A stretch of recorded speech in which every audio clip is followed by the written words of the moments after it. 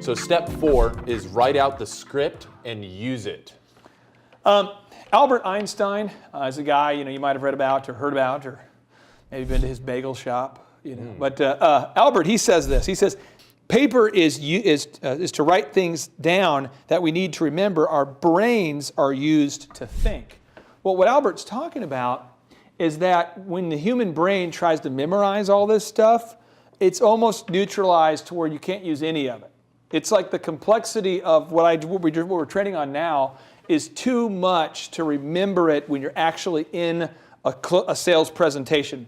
You're trying to remember that, and you're also trying to remember your product knowledge and all that, which is why we highly recommend. I don't even highly recommend. I am like declaring that I have never seen a systemic level of sustained success. I've never seen it where a company's had sustained success across the system where the team members were not using either a script or a checklist or some sort of visual document that leads the salesperson through the process. You just have to do that.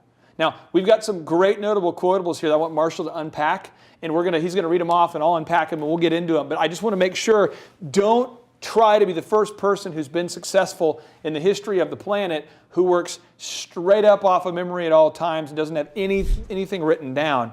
Even the great rapper Jay-Z, who works off of all memory when he does his rap. I mean, when he raps, he's famous for doing one take and memorizing everything. But as a business guy, I guarantee you he doesn't have all of his P&Ls and all of his passwords and all of his documents just in his brain. I mean, he's got them written down somewhere. You've got to record it. You have to have the fastidious detail needed to, yes, assume that the sale has already been made. 2, yes, confirm the details. But the next thing you have to do is you've got to go that extra step to record it, to type it out, to have an actual checklist or a script written out for you. Back to you. Okay, so the next couple notable quotables that we have are from Atul Gawande.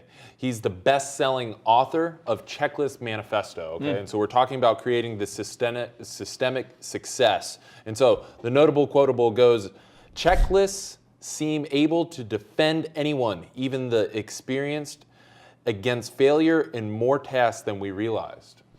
What he's talking about is, he wrote a book called The Checklist Manifesto, where they actually study Johns Hopkins University, they study top hospitals, they study the aviation industry, commercial airlines, they discovered medical, and they're figuring out how is it possible that people can build a building with 100,000 steps and it not collapse? How is it possible that a pilot can fly thousands of flights on a commercial 737 flight without forgetting a step? How is it possible that a doctor could have a complex surgery and not forget a step? And what they found is it's not possible.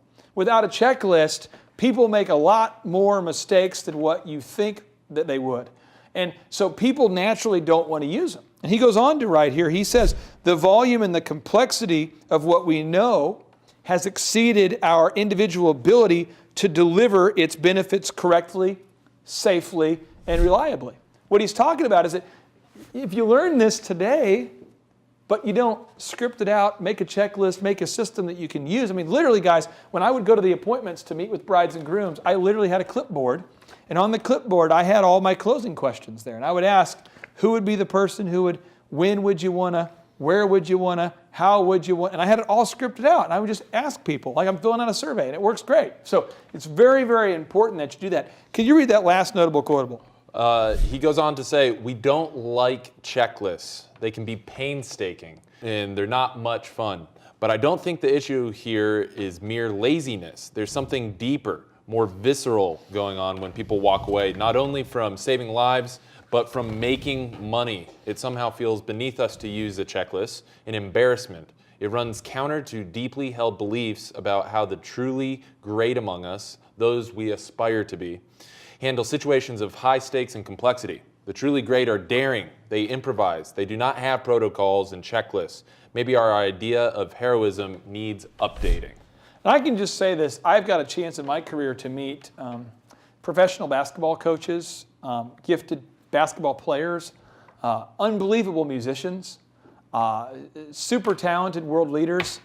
It has been a blast. But I can tell you that without fail, every one of their business systems would crumble and fall apart without the checklists.